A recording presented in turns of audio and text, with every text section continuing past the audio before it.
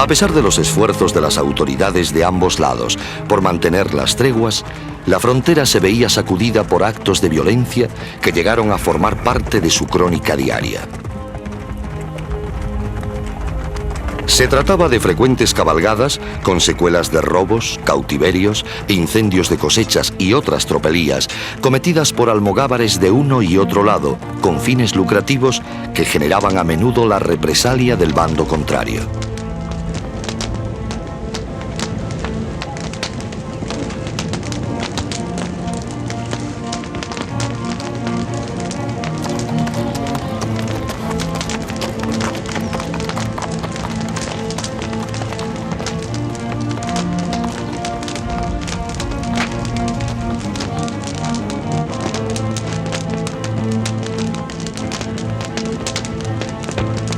Surge así un tipo de actividad económica consecuencia del saqueo al enemigo.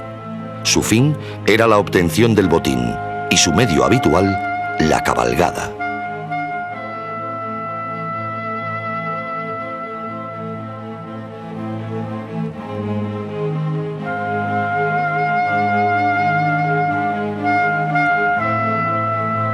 Durante la cabalgada se hacían cautivos entre el enemigo, por cuyo rescate se pedían sumas importantes, o bien eran canjeados por cautivos propios al otro lado de la frontera. El cautiverio era una manifestación de la violencia e inseguridad que se vivía en la frontera.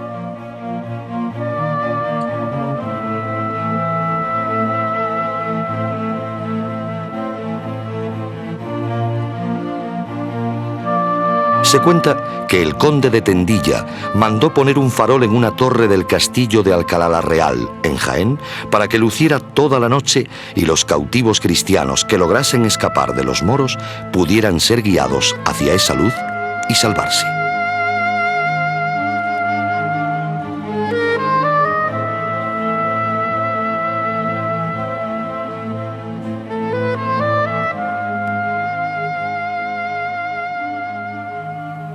Las negociaciones previas a la liberación de los cautivos corrían a cargo de unos personajes que recibían el nombre de alfaqueques.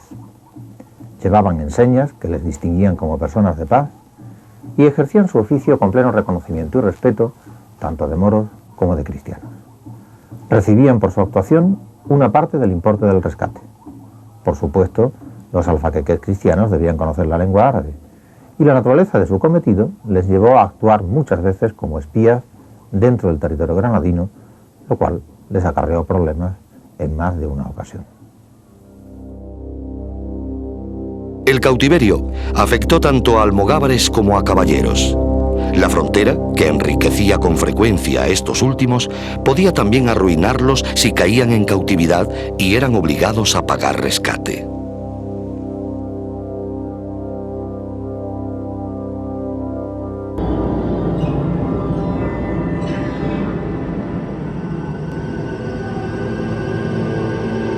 Fueron los caballeros quienes dieron sentido al modo de vida fronterizo. Estos señores de la guerra ganaron aquí tierras para su linaje y pusieron las bases de la gran nobleza andaluza.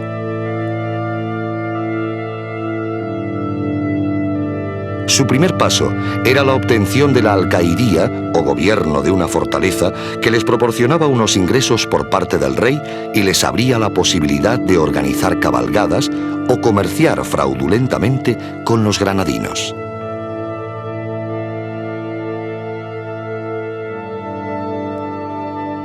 Más tarde, y por méritos en campaña, podían beneficiarse del repartimiento de las tierras conquistadas, recibiendo de manos del rey algún señorío. Algunos de estos caballeros llegaron a la frontera buscando el prestigio y la riqueza que su condición social no les concedía. Es el caso del fundador del linaje de los Guzmanes, el más importante y uno de los más antiguos de Andalucía. Alonso Pérez de Guzmán era hijo bastardo de un noble leonés y como tal tenía muy limitada su promoción social. Las armas eran su única salida. Por eso, siguiendo la costumbre de la época, se alistó como soldado de fortuna para servir al sultán de Marruecos y así ganar honra, acrecentar su fama y adquirir hacienda con que, sin vergüenza, ser entre sus vecinos y parientes el más honrado. A su vuelta, se estableció en Sevilla, donde inicia lo que sería su vasto señorío. Durante la defensa de Tarifa, encomendada por el rey Sancho IV, fue amenazado con la muerte de su hijo si no entregaba la plaza.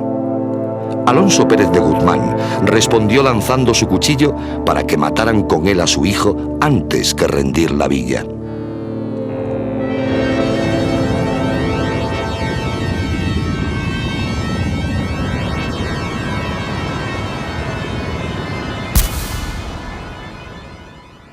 Con este gesto entró en la leyenda con el nombre de Guzmán el Bueno y ganó para el linaje los señoríos de Sanlúcar de Barrameda, Conil, Chiclana, Rota, Chipiona y Vejer de la Frontera.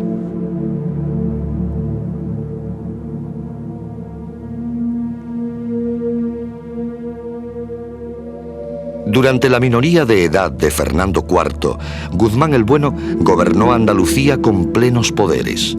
Participó en asedios y cabalgadas y conquistó Gibraltar el mismo año de su muerte, 1309.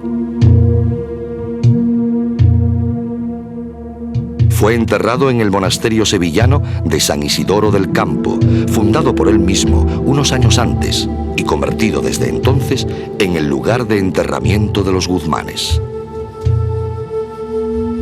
Sus sucesores aumentaron, combinando guerra y política, el patrimonio familiar. En 1369 recibieron el condado de Niebla, en Huelva, y a mediados del siglo XV obtienen el ducado de Medina Sidonia.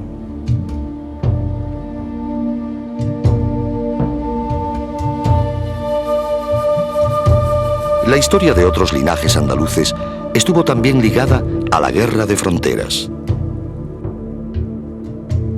Los Fernández de Córdoba concentraron sus señoríos en la banda fronteriza desde finales del siglo XIII en excelentes relaciones con el enemigo nazarí.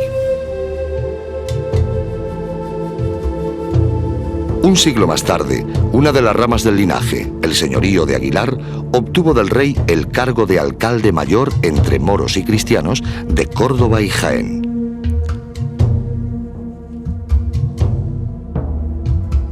Este cargo estaba destinado a caballeros que contaban con prestigio a un lado y otro de la frontera y autorizaba a deshacer los agravios entre ambos bandos, dictaminar culpas y fijar indemnizaciones en los conflictos de su frontera. Los Fernández de Córdoba fueron el origen de 4 estirpes de la frontera, no siempre bien avenidas.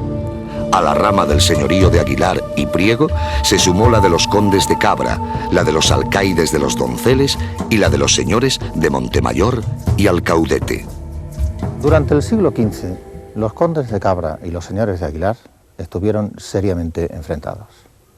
Había muchos motivos que encendían la rivalidad entre esos dos linajes.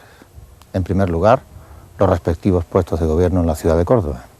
También los señoríos de uno y otro, que eran colindantes y estaban situados junto a la frontera. Sucedió con frecuencia que en sus rivalidades a veces buscaron apoyo al otro lado de ella en el frecuentemente dividido Reino de Granada. Y así, don Alfonso de Aguilar era aliado del rey nazarí, mientras el conde de Cabra lo era de sus rivales, el partido granadino de los Abencerrajes. Todo lo cual dio una dimensión nueva e incluso insólita a la violencia fronteriza. En alguna ocasión, los caballeros aprovechaban la coyuntura política o sus influencias en alguna orden de caballería para labrarse fortuna en la frontera. Pedro Girón, maestre de la Orden Militar de Calatrava, criado a la sombra del futuro Enrique IV, aprovechó el poderío de su orden y su influencia sobre el débil monarca para hacer y deshacer en la frontera, participando en la conquista de Archidona, ganando para su familia señoríos de Morón y Osuna y creando el linaje de los Tellez Girón y la nueva Casa de Osuna.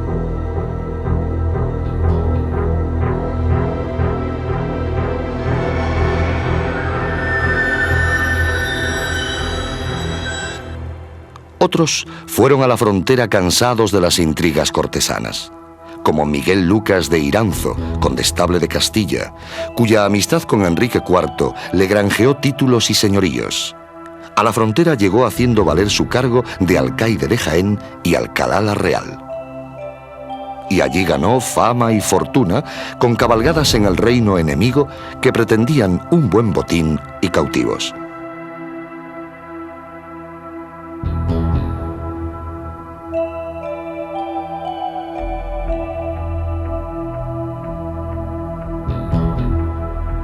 Pero otras veces la fortuna no acompañaba y sucedían desastres como el sufrido por lo mejor de la caballería sevillana en la Asarquía malagueña en 1483.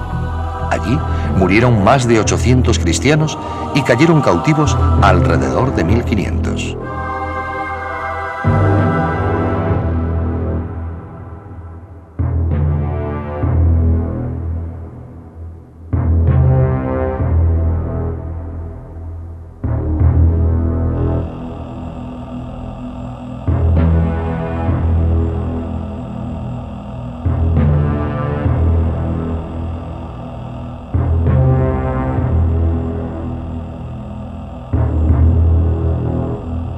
Muy lamentada fue también la muerte del adelantado de Andalucía, Diego Gómez de Rivera, frente a los muros de Álora, de la que se hizo eco el romancero. Álora la bien cercada, tú que estás en par del río, cercóte el adelantado una mañana en domingo.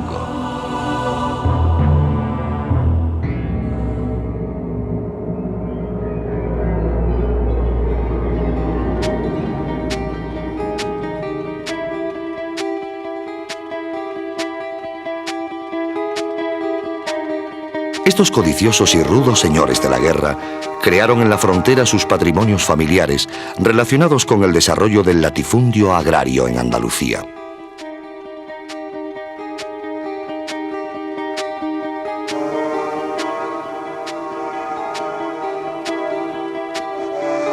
Pero también tuvieron acusada sensibilidad artística, de la que son prueba el mecenazgo que ejercieron sobre artistas y escritores.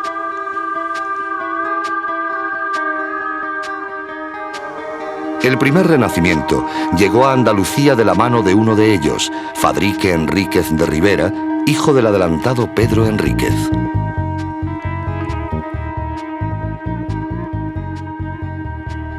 La guerra final de Granada tuvo también como protagonistas a los nobles fronterizos.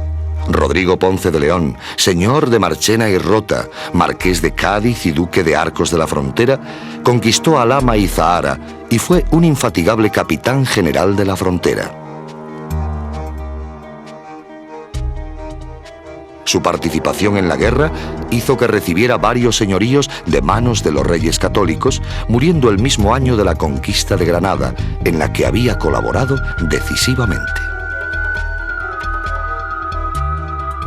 La historia quiso ser ingrata con toda una generación de nobles andaluces que, dándolo todo por la conquista de Granada, perdieron la vida en las vísperas de su consumación. Se iba con ellos una mentalidad forjada durante 3 siglos de fronteras, castillos, cabalgadas y romances.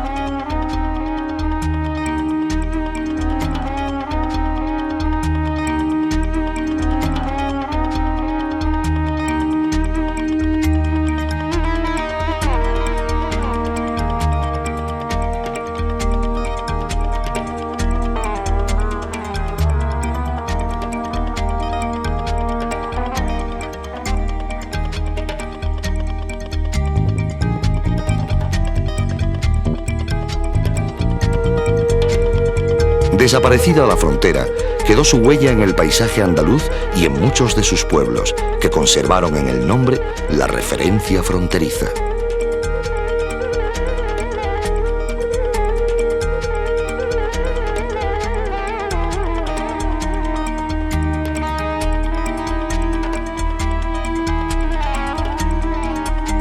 Quedó en sus gentes el espíritu de aventura que pronto les llegaría a buscar esa otra frontera atlántica del Nuevo Mundo, no menos aventurera. Y y sobre todo con la definitiva unidad política peninsular de España, quedó dibujado el mapa de los señoríos andaluces. Acabada la guerra, sus titulares se insertaron en el aparato del nuevo Estado y realizaron servicios importantes a la corona en las grandes empresas de los siglos XVI y XVII. En Gonzalo Fernández de Córdoba, llamado el Gran Capitán, recaería la responsabilidad de la conquista de Nápoles. Los Medina Sidonia estuvieron al frente de la armada. Los Enríquez de Rivera y los Téllez Girón llegaron a ser virreyes. Y no faltaron poderosos validos como el célebre conde duque de Olivares.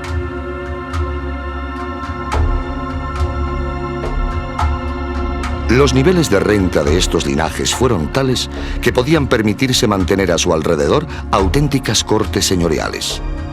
El duque de Medina Sidonia tenía palacios en Sevilla, Niebla y Sanlúcar de Barrameda, y otras residencias en los castillos de sus numerosas villas y ciudades. La presencia de sus señores en estos castillos y palacios justificó el esplendor urbanístico que vivieron ciudades como Priego, Marchena, Sanlúcar de Barrameda y especialmente Osuna.